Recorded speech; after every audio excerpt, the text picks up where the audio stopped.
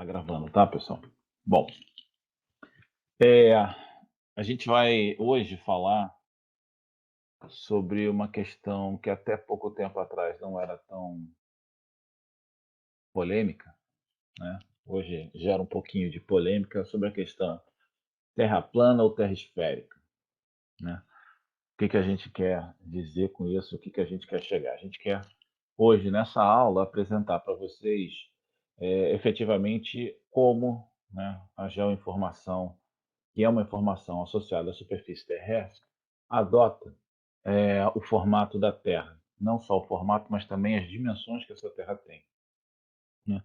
A gente viu na aula passada a necessidade de se obter, através de documentos cartográficos, papel impresso, base de dados, o que for, medições sobre esse documento cartográfico que reflitam essas dimensões no terreno, né? Ao medir uma área, ao medir uma distância, ao obter, e a gente vai ver também questões de coordenada mais à frente, ao obter essas informações, se obtém as informações desses homólogos na realidade, ou seja, aquilo que está sendo representado num documento cartográfico, como na realidade ele é. Para a gente fazer qualquer medição, a gente precisa de algumas referências. Então, se você vai fazer a distância entre dois pontos, num plano, você vai usar uma formulação matemática para fazer isso, né? E você faz isso porque você tem como uma figura de referência um plano. Para fazer medições sobre a superfície da Terra, a gente vai precisar definir essa superfície, tá? E é isso que a gente vai ver hoje, né? Então, qual é a figura e tamanho da Terra, né? Como é que a gente adota essa questão? Existe como é que se efetivamente se comprova e efetivamente se trabalha com a figura da Terra. Muitos podem falar, uma Terra é plana. Ok.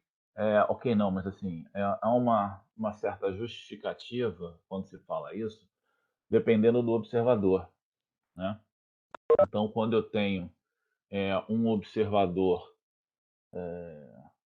num determinado local, o que tudo indica, pela sua observação, é que a Terra é um plano, porque é pequena área de visualização daquele personagem ali tende a isso.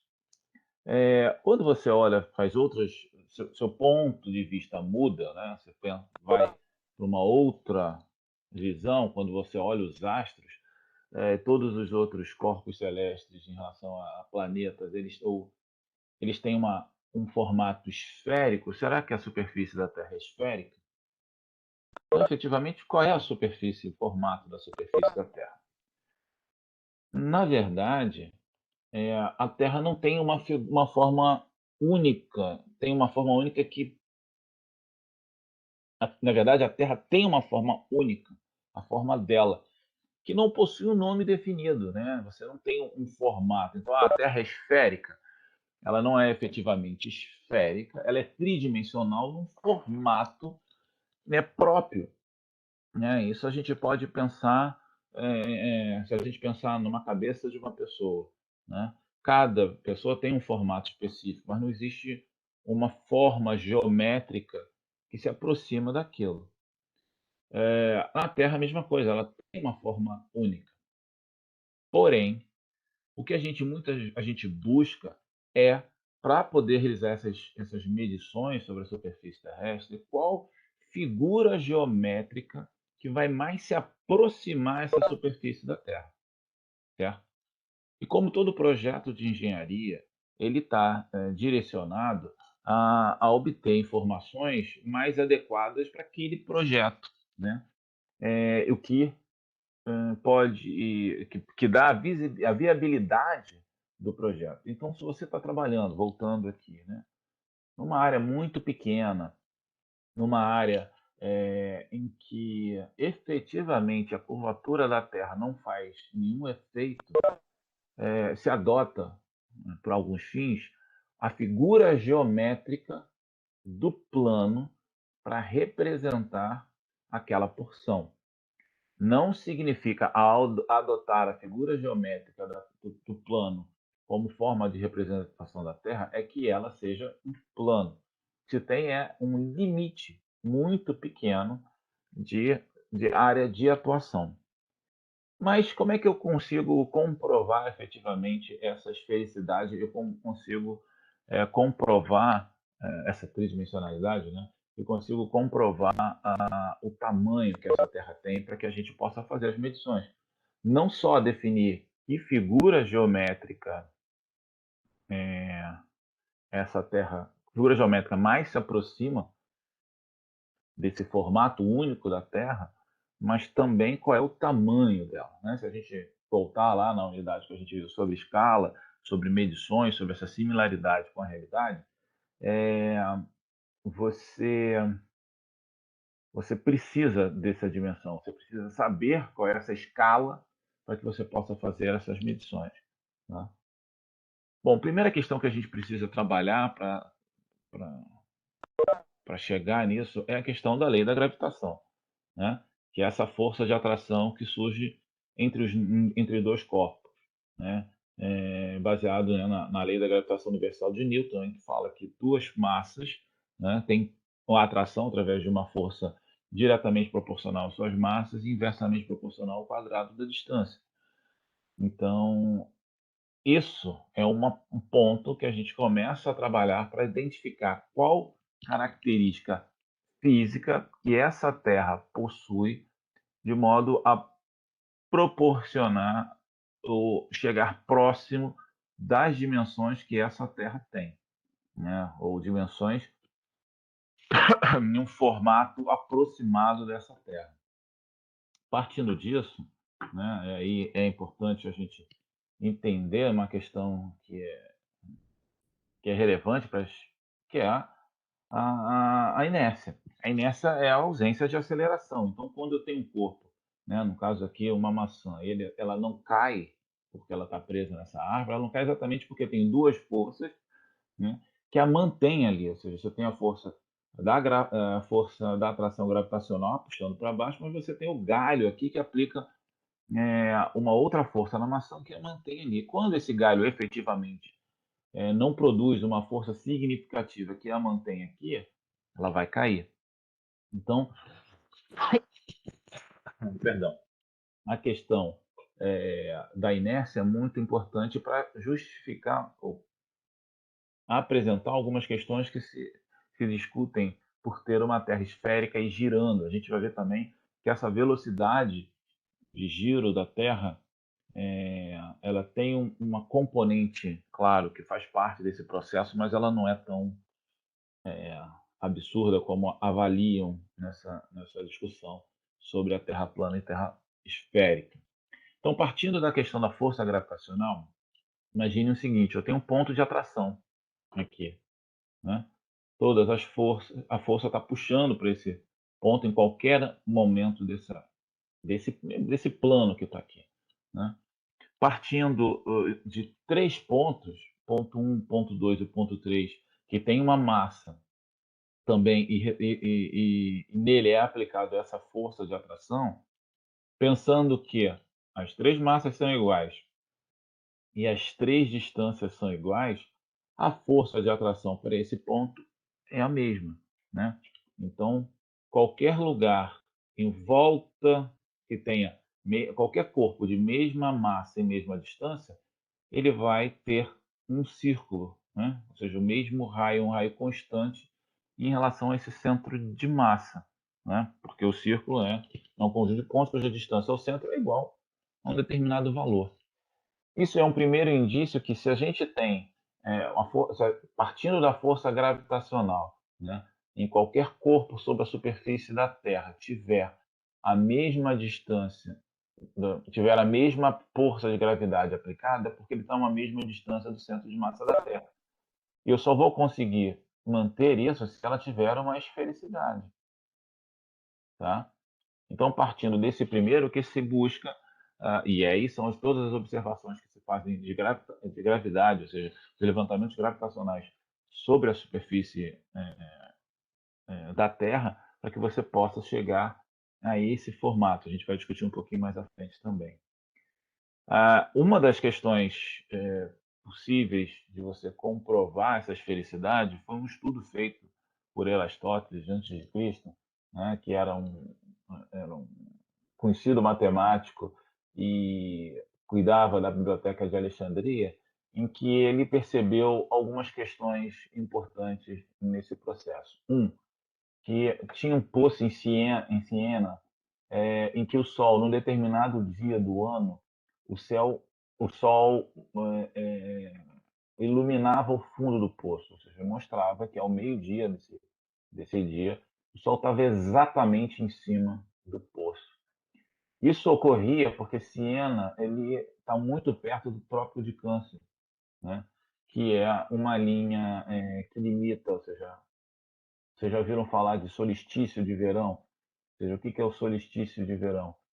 Você tem ali, nesse ponto, nessa linha do Trópico de Câncer, ou do próprio Trópico de Capricórnio que a gente tem no hemisfério sul, e que a latitude dele corresponde até o eixo de inclinação da Terra, porque a Terra tem um eixo de inclinação em relação ao eixo do Sol, que garante que neste dia, no dia do solstício, no dia específico em que o Sol passa exatamente, né, na vertical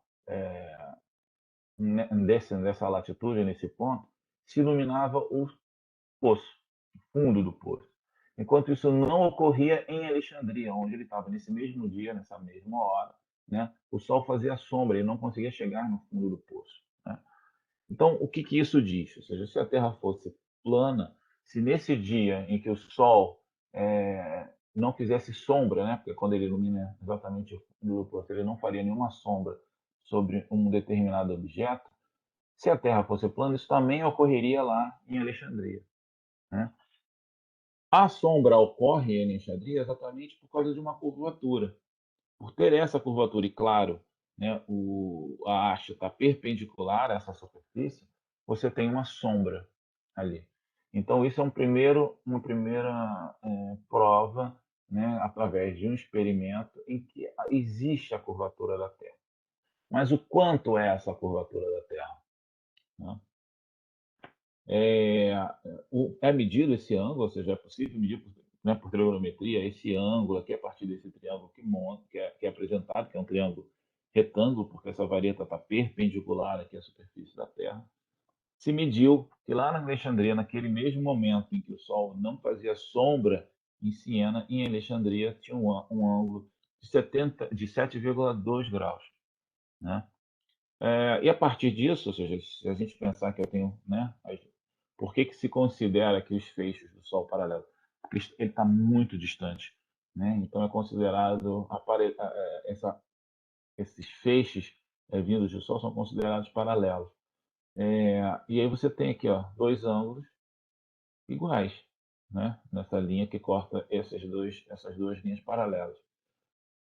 E aí esse 72 aqui, esse 7,2, perdão, equivale a 7,2 graus na, no, na abertura angular dessa superfície esférica, né, comprovada pela sombra.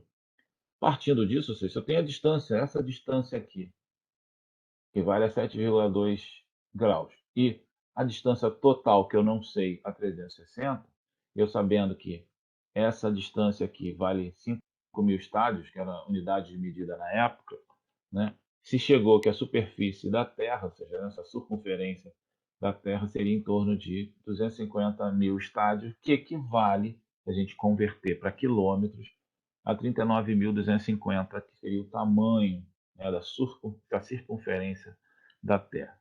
Partindo do raio no Equador, hoje em dia conhecido, bem conhecido, né, você vê que o erro foi muito próximo, o erro foi muito pequeno, devido à proximidade que se conseguiu chegar com essa observação. Claro, você tem fontes de erro grandes aqui, ou seja, de considerar os raios paralelos e mesmo considerar um processo né, de medição desse ângulo aqui. Mas mesmo assim, por esse experimento, chegou bem próximo do que seria o tamanho da circunferência. Tá?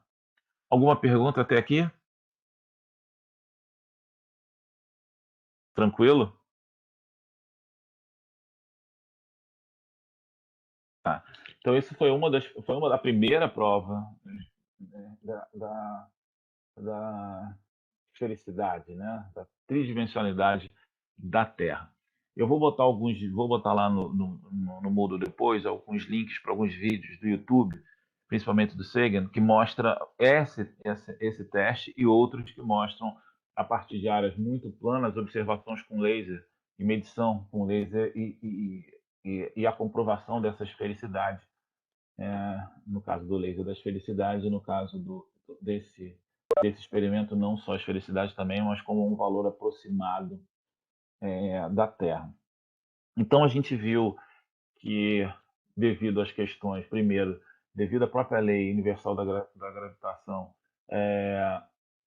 há uma correlação uma demonstração de uma figura que, se fosse plana, não funcionaria, ou seja, a gente não teria gravidade, do jeito que a gente conhece, né? As justificativas em relação a isso mostram a partir dessa formulação que a gente viu, né? A questão de você precisar garantir uma distância, uma mesma distância para as mesmas massas para garantir essa força constante. E esse teste também em relação a essa geometria dos raios do Sol perante as posições sobre a superfície terrestre. Tá? Nesse sentido, uma outra questão que é muito colocada e é importante entender é a rotação da Terra. Ou seja, a Terra faz uma rotação, né? E essa velocidade, né, tem uma força também que se aplica sobre qualquer elemento que esteja sobre a superfície. Ou seja, da mesma forma que eu tenho uma força que puxa para o centro da Terra, eu tenho uma força que me joga para fora da Terra, que é a força centrífuga devido à rotação da Terra.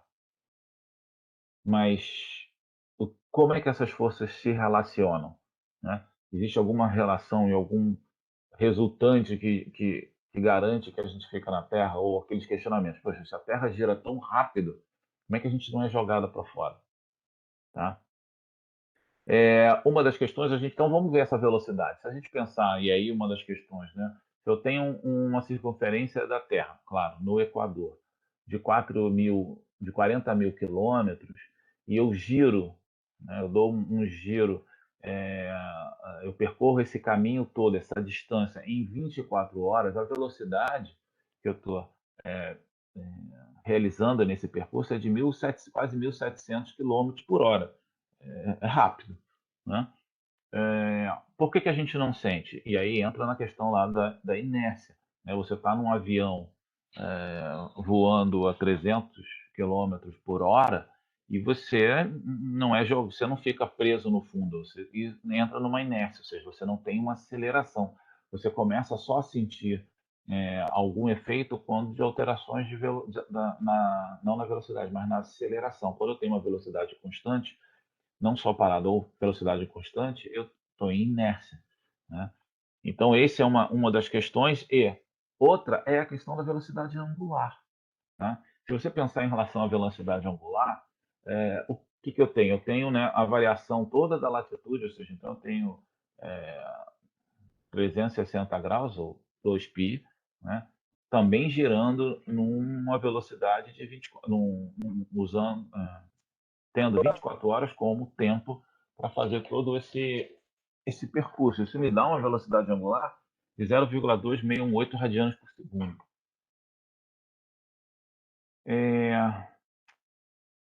Acho que por segundo por hora aqui, acho que eu não estou errado aqui, depois eu dou uma conferida nessa unidade e atualizo lá. Isso é muito ou pouco? A gente gira muito ou pouco em relação à velocidade angular. Que é outro elemento que a gente pode pensar em relação à velocidade angular? É o relógio. Se a gente pensar no ponteiro de hora, o ponteiro de hora faz o mesmo percurso, né, angular que a Terra faz na metade do tempo, né? Então, a velocidade angular de um ponteiro de relógio ele é maior do que a velocidade angular de rotação da Terra, né? Claro que a gente tem essa questão aqui, por isso que a gente põe para ser um pouco mais palpável, mas se você pensar em relação à velocidade angular, a Terra gira mais devagar, né, do que um ponteiro de um relógio que marca a hora, ok? Bom, então como é que isso funciona? Ou seja, eu tenho, né, aqui uma massa, certo? Que através do giro sobre o eixo de rotação da Terra, né? Como a máquina de lavar na parte de centrifugação, né? Quando a gente amarra uma pedra num barbante, roda e solta, ou seja, ele tem essa força centrífuga que vai o expulsar pelo esse movimento, né, de rotação que existe. Para eu calcular essa força centrífuga, né, eu preciso ter o raio em relação ao meu eixo de rotação, né? Eu preciso ter a massa, ok? E a velocidade angular, certo? Esse raio eu vou calcular a partir, né, desse triângulo retângulo aqui, que é idêntico aqui embaixo, de modo que eu tenho essa distância aqui, eu vou trabalhar com essa distância de raio, que é aproximado do raio do Equador, né, vezes o cosseno dessa latitude, para poder rebater, né, para o cateto adjacente. Tá? E aí eu tenho o raio nesse ponto aqui, que eu estou trabalhando em torno de 30 graus. Né? E a velocidade angular, a mesma coisa que a gente fez antes, só que eu já vou jogar ela para radianos por segundo aqui. Então eu tenho 2π, né, virando, e aí eu trabalhando por segundo, né, dividido por 24 vezes 60 vezes 60, ou seja, eu transformo essas 24 horas em segundos, e aí eu vou ter essa velocidade aqui angular em segundos. Tá? Sendo esses cálculos que a gente já obteve aqui, né, eu vou jogar e eu vou aqui o raio, minha velocidade angular e minha massa, partindo de um corpo de 100 quilos, aqui, em torno de 100 mil gramas. E aí eu tenho a minha força centrífuga. Eu tenho uma força de 2,9 elevado a 10 a 5 gramas por centímetro por segundo ao quadrado. Essa é a força que é aplicada em um corpo de 10 quilos numa latitude de 30 graus, ou seja, nessa posição aqui na superfície terrestre. Bom, partindo disso, vamos calcular também a força da gravidade, a força gravitacional. Qual é a força gravitacional aqui? Né? Produto das massas dividido pelo quadrado da distância, certo? Eu tenho minha constante gravitacional aqui, que é usada para poder normatizar aqui todas as constantes que existem, todas as variáveis que estão aqui. Então, eu tenho a massa da Terra, a constante, perdão, a massa da Terra, a massa do corpo, que eu estou trabalhando lá em gramas também, né? E a distância que eu vou levar ao quadrado. Isso faz com que eu tenha uma força gravitacional de 978 quilos por metro por segundo. Tá? Vamos padronizar isso tudo em, né, esses 978 quilos aqui, eu vou jogar também em grama para padronizar. E repare, eu tenho uma força centrífuga que me joga para fora, eu tenho uma força gravitacional que me puxa para o centro. Isso vai me gerar uma resultante. Só que, se a gente for olhar em relação às forças, a força gravitacional é 335 vezes maior do que a força centrífuga. Né? Então faz com que eu tenha uma resultante muito próxima do centro da Terra. Então, o que me mantém, o que é a força da gravidade? É a resultante entre a força gravitacional e a força centrífuga. É o que? O efeito que qualquer objeto sobre a superfície da Terra sofre. Vai variar baseado em quê? Na massa, na posição que eu estou sobre a superfície terrestre e a distância que eu estou em relação ao centro. Quanto eu mais me afasto do centro, essa força diminui. Quanto mais eu me aproximo do centro, quando menor essa distância, mais essa força aumenta. Né? E aí eu tenho aqui como resultante a força da gravidade, certo? Que é a resultante dessas duas. Então se eu estiver rodando num corpo que roda, né, nessa velocidade 1.000 e poucos quilômetros por hora, como é que eu não sou jogado para fora? Porque a força gravitacional te puxa para o centro de massa e ela tem 335 vezes mais ela é mais forte, ela tem, né, uma razão de 300 maior do que a força centrífuga. E a resultante dela te puxa para o centro, tá? Uma forma isso não de se ver, porque é difícil de se ver, mas se constatar essa diferença é o prédio lá em Dubai, que é o prédio mais alto, em torno de 828 metros. O que acontece com esse prédio? Ele não está exatamente, se você pegar aqui, perpendicular aqui, né? Eu tenho aqui o piso. Se eu botar uma reta perpendicular aqui, ela não vai chegar lá na torre, né? Tem uma diferença de 1,1 metro nessa linha que é perpendicular. Não tô falando na vertical do lugar, né? Naquela linha. Se você pega, não sei se vocês já ouviram falar, fio de prumo, né? Quando você quer botar alguma coisa no prumo, você amarra uma pedra, um peso, numa linha, num barbante, né? E ele sempre, ao você soltar essa linha, ele vai para um equilíbrio numa linha, né? Que aponta para o chão, né? Numa direção que aponta para o chão. Se você pegar essa linha, eu vou botar aqui, que seja essa aqui, né? E você botar a perpendicular, ou seja, uma linha perpendicular, elas não são coincidentes. Exatamente por quê? Porque essa perpendicularidade, aqui, ele está indo para o centro de massa da Terra. Ou seja, eu pego, né, na superfície que eu estou, né, uma linha perpendicular, né, partindo de uma tangente que toca essa superfície nesse ponto médio desse prédio, né, que está lá a torre, perpendicular a ele, e ela está apontando para o centro. E quando você põe um fio de prumo, ou seja, para o prédio poder estar no prumo equilibrado, né, ele está um pouco inclinado, exatamente por causa dessa resultante, né, do efeito da rotação da Terra faz como na força da gravidade, ou seja, resultante, a força gravitacional. A força da gravidade é resultante da força gravitacional com a força centrífuga. Então, isso aqui é uma forma, né, de se comprovar isso, essa distância de torno de 1 metro do que seria a vertical do lugar, que é da força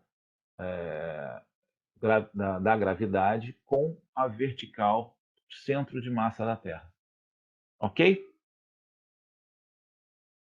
Entenderam isso? Alguma dúvida? Deu para entender sim. Tranquilo? Então, isso garante, não garante, né? Isso que eu queria dizer. Isso demonstra as questões relacionadas à esfericidade da Terra. Tá? Bom, então se a gente tem uma componente muito forte, que é o que define essa esfericidade da Terra, ou seja, que define essa tridimensionalidade da Terra, que é a força da gravidade, algumas questões a gente precisa pensar para, bom, então como é que eu consigo, a partir do conhecimento dessa força da gravidade, que é a resultante da força gravitacional com a força centrífuga, como é que eu chego numa. Desculpa a piada, mas como é que eu chego numa bola molhada rodando com essa velocidade toda, né? Que acho que alguns questionamentos. Se chega exatamente por essa resultante da força da gravidade, tá? Bom, como é que a gente pode pensar nisso em relação a essa superfície? Imagina que você tem um silo de grão, né? Ou seja, aqueles armazéns em que você vai enchendo ali de grão, né? Quando você começa a encher aquilo ali de grão, ele vai se acumulando, ele não se espalha naturalmente, né? Por quê? Porque você tem ali também uma outra força atuando, ele deveria, você vai caindo, a força da gravidade vai te puxando, ele vai, né, formando aquela superfície esférica. Isso não ocorre porque você tem também a força de atrito entre os grãos, que muitas das vezes é maior do que a própria força da gravidade. Qual elemento, então, se adapta melhor a essa força? Ou seja, que ao exercer uma força, ao exercer a força da gravidade sobre esse elemento, ele se adequa, ele se adapta exatamente, né, com essa característica. A gente pode comprovar isso exatamente com a água. Essa superfície que a gente que é mais adaptada, de modo que a gente possa ver a superfície da Terra, é a superfície da água. Por isso, muitas vezes, a gente fala de nível médio dos mares, né?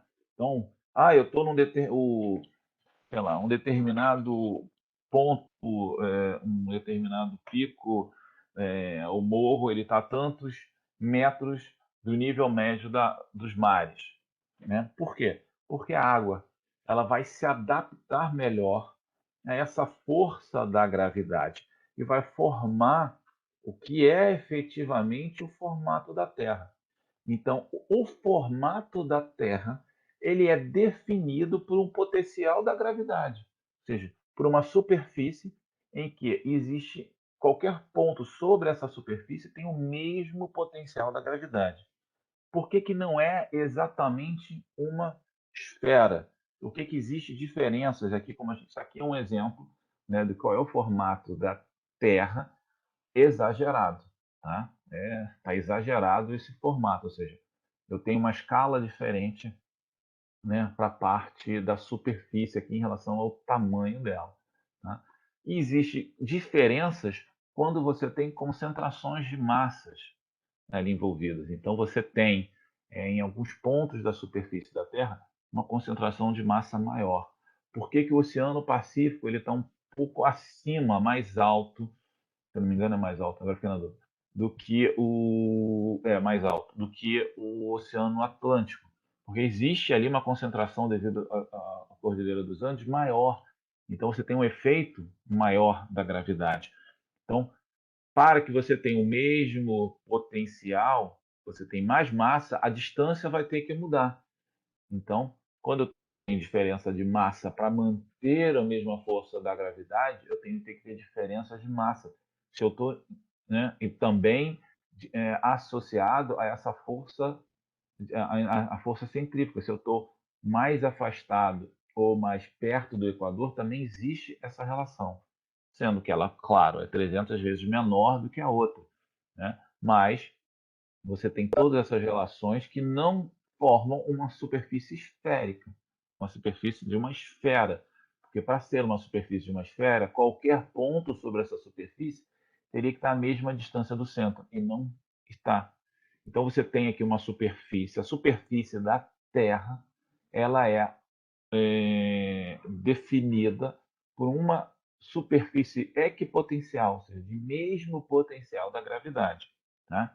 Então você tem várias superfícies equipotenciais quando você se afasta ou quando você se aproxima do centro de massa da Terra, você tem diferenças nesse potencial da gravidade, ok? Então são superfícies equipotenciais que, devido, né, à concentração de massa, à posição em relação à superfície terrestre, ela tem distâncias diferentes para manter o mesmo valor, né, o mesmo potencial da gravidade. As linhas que passam por elas, ou seja, né, a vertical do lugar, o fio do prumo, né, que mostrava que a gente viu naquele prédio, que o prédio estava não estava exatamente em relação a esse fio do prumo, né, uh, os, e as questões do não paralelismo, porque elas não são paralelas aqui, tem uma quantidade infinita de superfícies aqui. O que se pegou? Bom, vamos pegar uma superfície dessa e vamos botar ela como referência, como qualquer coisa que você queira usar para medição. Então, se eu quero medir uma altitude em um determinado ponto, ou seja, a distância que ela está, né, que potencial que ela estaria, eu tenho que pegar uma superfície dessa e definir, essa aqui vai ser a minha superfície de referência, vai ser o meu zero. E aí se escolheu qual desses que é chamado de GEOP, né, de mesma superfície, mesmo potencial, o de referência, que é aquele que se aproxima do nível médio dos mares. Então, aquela superfície, aquele potencial, né, que está associado ao nível médio dos mares, é a minha superfície de referência. Qualquer outro ponto longe dessa superfície, né, será calculado a distância em relação a essa vertical do lugar. Então, se eu tenho um ponto aqui nessa outra superfície, ele está a uma distância em relação a essa superfície de referência, que é o geóide, um famoso geóide, não sei se vocês já ouviram falar, né? Então, essa aqui é o que se aproxima mais da formato, da forma da superfície da Terra, né? Porque a superfície da Terra ela não é matemática, ela não tem uma formação, ela tem uma característica física de ser uma superfície de mesmo equipotencial. Mesmo assim, ela tem as diferenças na sua superfície, né? Porque você tem os mares, né? E o que está acima. Então, se você eliminar tudo isso e deixar só o mar aqui, só os oceanos, as águas, você tem essa superfície equipotencial, que é o geóide. E tudo que está sobre essa superfície terrestre tem uma distância na vertical que vai dar componente altimétrico. Tá? Só que existe uma questão. Eu preciso, para fazer cálculos, essa superfície, a gente voltar aqui, essa superfície aqui, é quase impossível fazer cálculos né, considerando essa curvatura. Claro, se eu tiver uma superfície muito pequenininha, um pedaço muito pequenininho, é possível, mas com em ordem de grandezas maiores, você precisa ter uma figura matemática aqui. Não que na parte pequenininha não tenha, você até tem, só que seria um plano. Então, com essa superfície geométrica que se aproxima. E através dessas observações se chega a uma superfície matemática mais próxima da realidade, que é, né, o elipsoide. Uma elipse, aqui no caso, assim, a gente está vendo uma superfície bidimensional, né? Uma elipse, essa figura matemática aqui, que é uma elipse. Tá? Em que eu tenho, nessa figura matemática, o que distingue dela? A diferença do eixo maior do eixo menor. Ou seja, eu tenho dois eixos diferentes. Tá? Essa diferença aqui, ou seja, esse achatamento que existe no eixo de rotação da Terra. Como ela é uma figura matemática, essa elipse é uma figura matemática, né? Eu tenho uma formulação, eu tenho uma equação aqui, que me garante que qualquer ponto sobre essa superfície terrestre, um ponto numa coordenada x, tem um equivalente numa coordenada y. Na verdade, tem duas equivalentes numa coordenada y. Tá? Então, se eu tenho, isso aqui é conhecido pelo tamanho da Terra, se eu tenho essas duas informações, e eu tenho uma coordenada x, eu sei exatamente aonde esse ponto está por causa desta equação. Depois eu posso disponibilizar, posso botar lá no Moodle também como chega, né, a demonstração de como chega nessa formulação aqui. Né? E você tem aqui a equação para que você possa trabalhar de todas as formas possíveis os cálculos sobre essa superfície aqui. Né? Se quiser, até para a gente poder entender melhor assim, essa superfície, né? Você tem que ver as questões dos pontos focais, de como a equação que você chega da excentricidade, de como chegar nos eixos, para que você possa ter toda a formulação matemática para fazer os cálculos sobre essa superfície. Tá? Como a gente está falando em relação a uma superfície tridimensional, eu preciso de uma figura tridimensional, eu vou girar esse eixo menor aqui, e ao girar esse eixo menor, eu formo uma superfície tridimensional. Então, eu tenho mais um eixo aqui, que eu vou chamar de C, mais, como ele gira em torno desse eixo menor aqui, eu tenho constante, né, essa distância nesse giro. Então, o semi-eixo A, que é esse aqui, né, ele é igual ao semi-eixo C. Ou seja, é uma elipse de duas dimensões não, perdão. Não é uma triaxial de 3 valores por cada eixo. Né? Ele tem um eixo menor e um eixo maior que o que gira em torno desse eixo menor. E eu tenho essa equação matemática que define essa superfície aqui matemática para os cálculos sobre essa superfície. Tá? Então, qual é a figura da Terra? É uma figura própria. A Terra tem a sua própria forma, certo? O que se busca são figuras geométricas que mais se aproximam desta forma, certo? Para eu poder chegar nesta forma e saber que forma é essa, para poder me aproximar de uma figura matemática, eu preciso entender qual é o elemento físico que forma essa superfície. E essa componente física é o potencial da gravidade. É a força da gravidade que é aplicada em qualquer objeto sobre essa superfície. E essa força da gravidade, ela é resultante da força gravitacional, em que os corpos são atraídos para o centro de massa da Terra, e a força centrífuga, que os corpos são jogados para fora da Terra. Então, a partir deste modelamento, a partir do entendimento dessa força, e de você modelar esse potencial da gravidade, se chega a uma superfície que a gente chama de geóide, que é uma superfície de mesmo potencial, uma superfície equipotencial da gravidade, né? E a partir disso, eu encaixo uma superfície geométrica que mais se aproxima. Para tudo eu vou usar o elipsoide? Não. Por que não? Porque em projetos de engenharia se define exatamente o que é mais apropriado e mais viável de se trabalhar.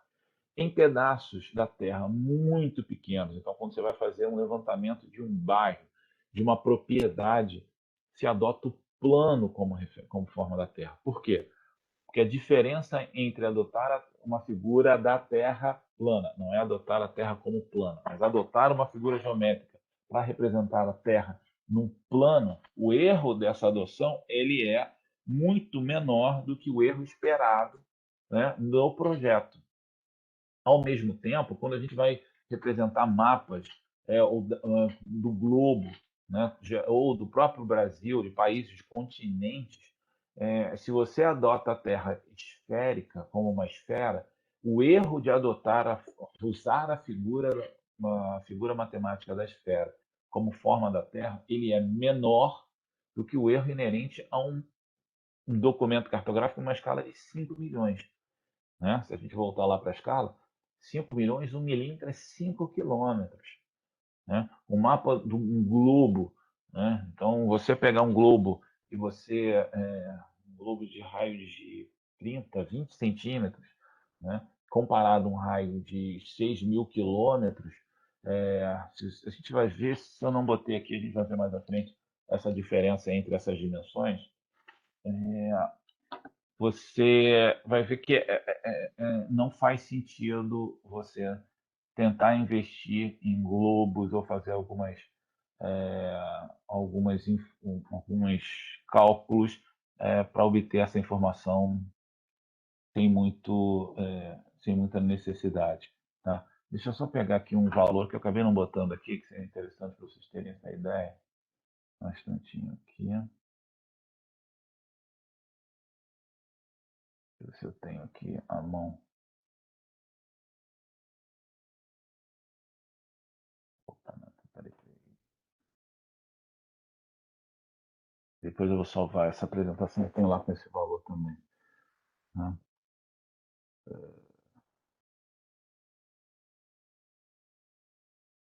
Aqui.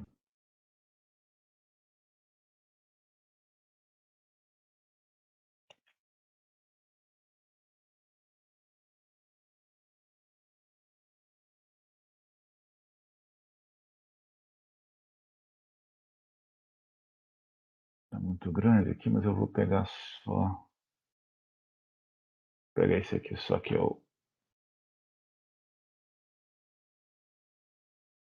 o atual. O que é isso aqui? Tá? Essa tabela que eu estou botando aqui é a tabela sobre o sistema global de referência definido na década de 80, já com uma característica do sistema atual, já com as tecnologias de posicionamento por satélites artificiais, né? Os sistemas globais de posicionamento por satélite, tá? GPS, GLONASS. Né? Então você tem o semi-eixo maior, que é esse aqui, né, em torno de 6.380 quilômetros. Tá? E você tem o semi-eixo menor, esse aqui, 6.355, 56 quilômetros. Ou seja, há uma referência do achatamento, que você vê aqui no achatamento, ou seja, de 1 para 298, em que você tem pouca relação, ou seja, isso é muito pouco de diferença, em que quando você olha um globo, quando você olha a Terra de fora, né, das espaçonaves quando fotografam a Terra e tudo, ela não tem essa aparência que a gente vê naquele desenho. Primeiro que está muito distorcido naquele outro desenho que a gente viu, né? Essas diferenças é pequena para uma percepção, e também as elevações que existem. Ou seja, você tem 9.000 metros de superfície aqui no Everest, num ponto em que você tem aqui nessa distância aqui em torno de 6.000 para 9 quilômetros para em torno de 6.000 quilômetros. Então, parece quase que lisa, tá bom? Ok, alguma pergunta? Posso continuar?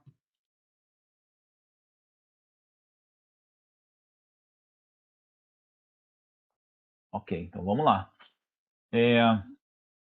Uma outra questão, não sei se vocês já ouviram falar sobre essas palavras aqui. Sirgas 2000, SAD 69, Córrego Alegre, WGS 84. Alguém já ouviu isso em algum lugar ou não? Ou é novidade? Já ouvi, Já ouviu? já. Mais alguém?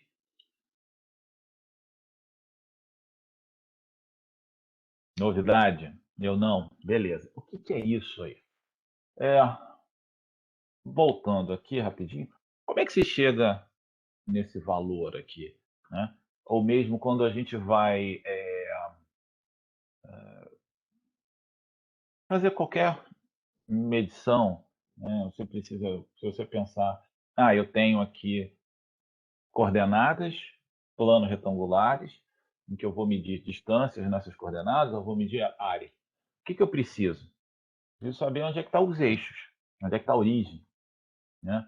Quais são esses eixos? Que escala eu estou naqueles eixos, né? A mesma coisa para essa figura matemática. Então, quando eu defino que é um elipsoide, qual é o tamanho do elipsoide, qual é a orientação que esse elipsoide está, né? Aquele eixo está naquela superfície, plano retangular, ele está inclinado, ele tem uma rotação, ele tem uma translação. Então, a mesma coisa para essa superfície. Esses nomes são dos sistemas geodésicos, que a gente chama de sistemas geodésicos de referência. São aqueles sistemas que vão dizer assim, olha, para o Brasil, ou de forma global, hoje em dia é mais global até, o Brasil adota essa figura matemática da Terra, esse tamanho aqui e essa posição, esse posicionamento, essa orientação dessa superfície. Tá? Esses dois aqui de cima, vou até mudar aqui para a caneta. Esses dois aqui de cima, eles não são mais usados, são antigos. Né? Esse especificamente, o Correio Alegre, ele foi todo medido sem um ponto GPS, ou seja, todas as observações eram observações que a gente diz clássicas. O SAD 69 já foi uma transição. O SAD 69 significa South American Data. Já era uma primeira ação de você ter uma referência regional. O Correio Alegre era usado no Brasil.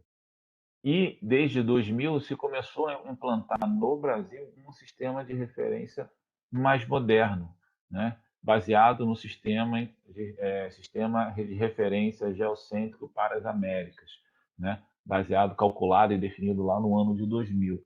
Então, hoje, o Brasil adota qualquer documento cartográfico, qualquer coordenada, que a gente chama coordenada geodésica, com precisão, qualquer ponto que se obtenha, tem que estar associado a esse sistema. Esse outro aqui é o que é adotado no GPS. O GPS adota esse sistema. Então, o Sirgas hoje ele já é coincidente, eles são iguais, sendo que esse aqui foi adotado para o GPS e esse é adotado baseado em convenções internacionais para os países das Américas, baseado em sistemas globais. São idênticos, né? Se for olhar com alguma diferença na na sétima, oitava casa decimal do achatamento dos elipsoides, o que não implica em nada no que se refere aos cálculos sobre a superfície terrestre, tanto para coordenada como para distâncias e áreas. Então, o que são esses sistemas de referência? Primeiro, eles vão definir um sólido. Qual é esse elipsoide? Aonde esse elipsoide se encontra e, hoje em dia, com caráter global. tá? Como é que qual é esse tamanho dessa figura e também como é a orientação desse, geoide, desse elipsoide, perdão. Vamos ver aqui, ó. Os sistemas clássicos, antigos, como o SAD-69 que a gente viu ali, como a gente viu, uma das questões fundamentais para você poder saber essa superfície, ou seja, saber esse geóide, eram observações gravimétricas. A gravidade, né, a força da gravidade que dava essa informação, esse equipotencial da gravidade, a superfície de mesmo potencial. Só que eu não consigo fazer essas observações onde tem água, né?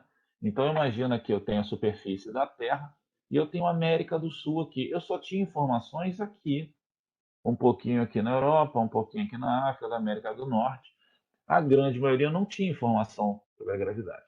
Então você só tinha condições de colocar ou de ajustar o elipsoide para encaixar na parte que você tinha observação. Então você não tinha como fazer sistemas ou um elipsoide de modo do globo como um todo. Então a Europa adotava um, o Norte América, que era o NAD, adotava outro, a área sul-americana adotava o SAD-69, a Austrália, a África, cada um adotava o seu. Isso significava que você tinha diferentes sistemas de referência, ou seja, como se você tivesse vários origens dos eixos planos retangulares para obter coordenada. Tá? O que isso muda? Ou seja, eu preciso conhecer a superfície, né, equipotencial como um todo. Isso muda com o advento dos satélites. Não os satélites de posicionamento, qualquer satélite. Por quê? Porque se coloca um satélite, o satélite ele tem uma órbita pré-definida, baseados nas leis de Kepler, então uma órbita elíptica, onde a Terra é um dos focos. Né? Isso para qualquer são os movimentos, são as leis de Kepler para essas questões associadas a movimentos de corpos celestes. Né? E o satélite também tinha. Então, o satélite tinha uma órbita pré-definida pela altitude que ele se encontra, só que conforme ele ia passando essa órbita, ele ia saindo e voltando da órbita, ele ia saindo e voltando da órbita, ele ia saindo e voltando da órbita. O que que isso quer dizer? Que conforme ele tinha uma órbita pré-definida, ou seja, através de uma superfície matemática, que era uma elipse, né? Então, só que ele sofria influência do campo da gravidade, né? Que estava ali passando o campo tanto de. Vou botar essa outra cor aqui. Então você tinha que ele tinha uma órbita pré-definida, só que ele fazia isso aqui. Ele ia fazendo isso aqui, né?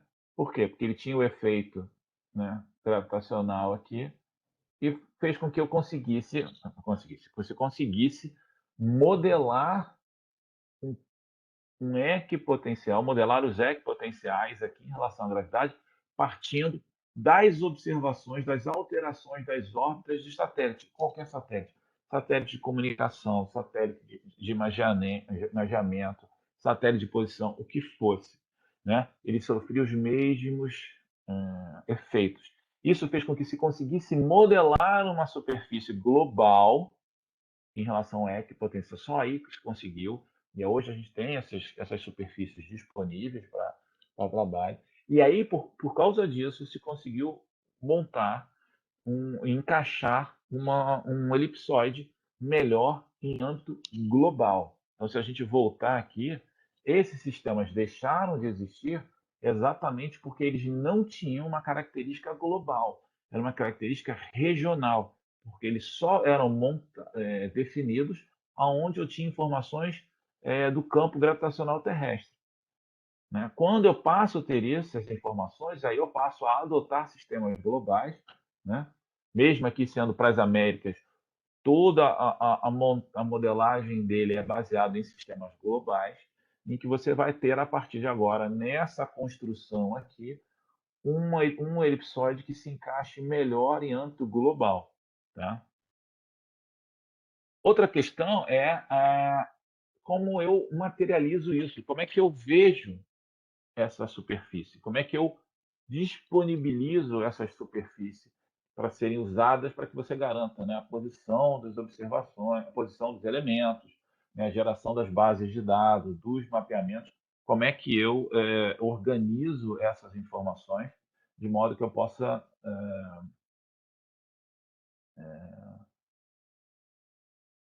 me posicionar, eu ver aonde eu estou relacionado a essas superfícies. Isso é feito através, não sei se vocês já ouviram também, desses sistemas aqui, né? Desses sistemas não, desses marcos construídos, em que nesse marco, com essa chapa, que é responsabilidade do IBGE montar essa rede, é responsabilidade do IBGE montar, definir esse sistema geodésico. Então, o CIRCAS 2000 foi definido pelo IBGE, claro, a partir de um conjunto de trabalhos colaborativos com várias instituições, mas é o IBGE que define para o Brasil qual é o sistema geodésico de referência, que no caso atual é o CIRCAS 2000, e também a materialização, ou seja, eu consigo, ao chegar num marco desse, saber em que posição eu estou na superfície terrestre, baseado nessa superfície matemática. Então, quando você tem um ponto desse aqui, em que você põe você pega essa informação aqui, você tem a latitude, a longitude e a altitude deste marco aqui, tá? Depois eu vou abrir o banco de dados para vocês verem as informações que a gente tem desse marco. E todos esses marcos hoje, eles são construídos baseados em quê? Em tecnologias de posicionamento dos satélites artificiais, que é a unidade 8 que a gente vai discutir, né? A gente vai ver como é que funciona, como é que é a lógica por trás desses equipamentos na obtenção de coordenadas. Esses equipamentos eles estão associados, né, a um sistema, como a gente viu lá, o WGS-84, por ser similar ao CIRGAS 2000, o processo de transformação do CIRGAS 2000 é quase nenhum, né? Você vai fazer essas observações dentro desse sistema de referência. Quando você tem sistemas de referência diferentes, e isso já ocorreu no passado, né? Você tem coordenadas diferentes para o mesmo elemento, né? Voltando lá à questão do plano cartesiano. Se eu tenho o mesmo ponto sobre uma superfície e eu nessa superfície eu coloco dois eixos diferentes em relação à origem, em relação à escala dos eixos, em relação à rotação, o que eu vou ter? Eu vou ter coordenadas diferentes para o mesmo ponto, porque cada coordenada vai estar associado a um eixo, né, uma referência, um sistema diferente. A mesma coisa para os sistemas geodésicos, né? O que vai diferenciar é porque é uma superfície tridimensional, né? Organizar a origem desses pontos. Na próxima unidade, na unidade 7, a gente vai também olhar e ter uma ideia de como é essa estrutura dessas coordenadas, como essas coordenadas são definidas, tá? Esses marcos, eles também servem para orientar o posicionamento, o uso do GPS, perdão. Por quê? Por mesmo que seja um GPS de alta precisão, como esses aqui com antena, né? Quando ele é trabalhado isoladamente, ou seja, eu pego um GPS desse, meço uma coordenada, ele tem a mesma precisão do que um GPS que a gente tem no celular, tá? O que muda um pouquinho é a melhoria da antena, mas ele tem a mesma precisão, em torno de 8 metros e tal, de um círculo de incerteza. Para isso, você precisa o quê? Usar, e a gente vai ver isso também com mais detalhe lá na questão do posicionamento, esses marcos de coordenada conhecida, onde eu vou rastrear ao mesmo tempo com dois equipamentos diferentes, né? Então, eu ligo esse equipamento e ligo esse equipamento. Eu rastreio por um determinado tempo, obtendo informações dos mesmos satélites, e depois eu processo esses dados e eu saio de um erro, né? Uma incerteza de 8 metros para uma incerteza de ordem de milímetros, tá? Porque eu parto dessa referência aqui, ok? Alguma pergunta, pessoal?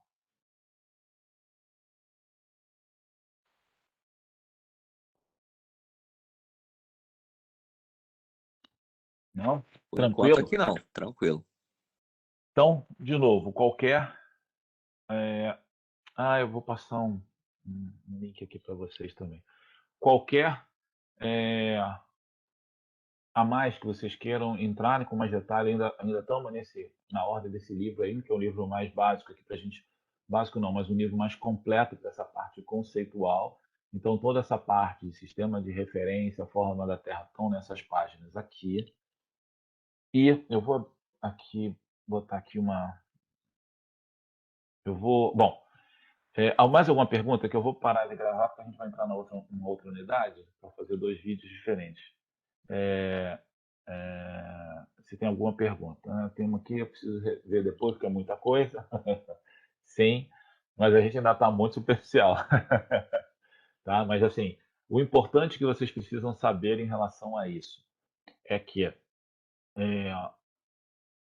para qualquer cálculo sobre a superfície da Terra, então, se eu preciso calcular áreas, então, quando eu tenho uma relação de alguma informação que é associado à área de municípios, à área de setores censitários, à área de estado, à área de unidade de conservação, todo esse cálculo ele é feito sobre uma superfície matemática que é o elipsoide. E como a gente chegou nesse elipsoide, tá? Então, ah, como é que eu calculei a área de lotes? Pode ser, dependendo da área que você tenha feito através de um plano. Então, sempre vai ser a relação do quanto de erro ao adotar a figura geométrica do plano como superfície da Terra, que é a que a topografia faz, em relação ao erro inerente ou um erro que eu vou ter daquele projeto. Tá? Ou adotar o elipsoide, que muito mais se aproxima à superfície da Terra. Tá bom? Alguma pergunta? Professor, Diga. o senhor mostrou aquela parte do satélite, né, girando em torno da Terra, e que ele vai, tipo, ele não vai certinho, né, ele sofre aí algumas alterações, né. Sim. Até os aviões mesmo, eliminando meio que essa questão da turbulência, às vezes parece que eles estão, sei lá, subindo e descendo serra em alguns momentos que dá uma variação grande.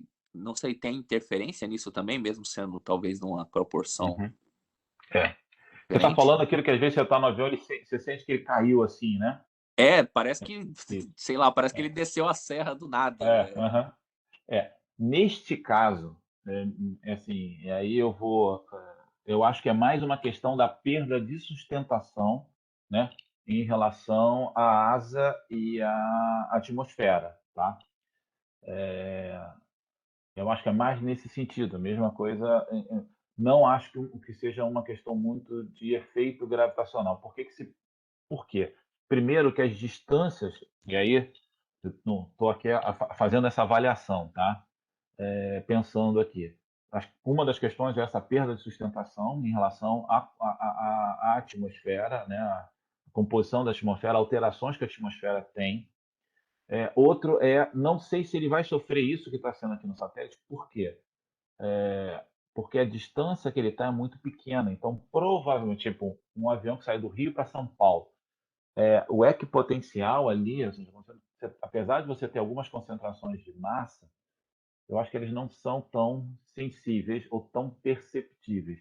O quanto você tem quando você tem modelagem em relação ao globo como um todo, tá bom? Sobre essa questão aí do avião, da perda de massa, eu tenho aquele canal, é muito interessante no YouTube, que é Aviões e Música do Lito, se eu não me engano é Lito também, em que ele explica bem essa questão.